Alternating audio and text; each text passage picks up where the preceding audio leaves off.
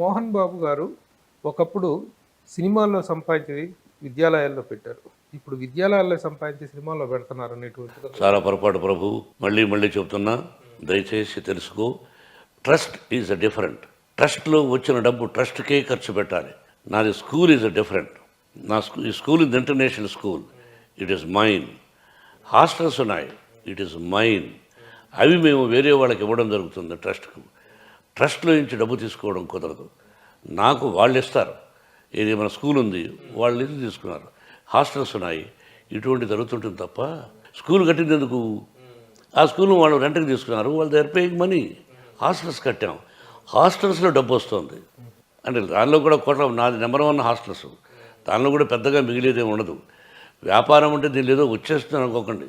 సినిమాల్లో ఇప్పుడు వచ్చినంత కోట్ల రూపాయలు, అది కూడా నిజాలా మీకు తెలుసు. మన సినిమాల్లో డబ్బాలు కొట్టుకుంటూ ఉంటారు. ఓహో ఆహా ఎంత వచ్చిందని ఎవడో తెలుసు? టీవీల్లో చెప్తారు, టీవీల్లో వేస్తారు. అలాగా అంత లాభాలు విద్యాలయాల్లో రావు.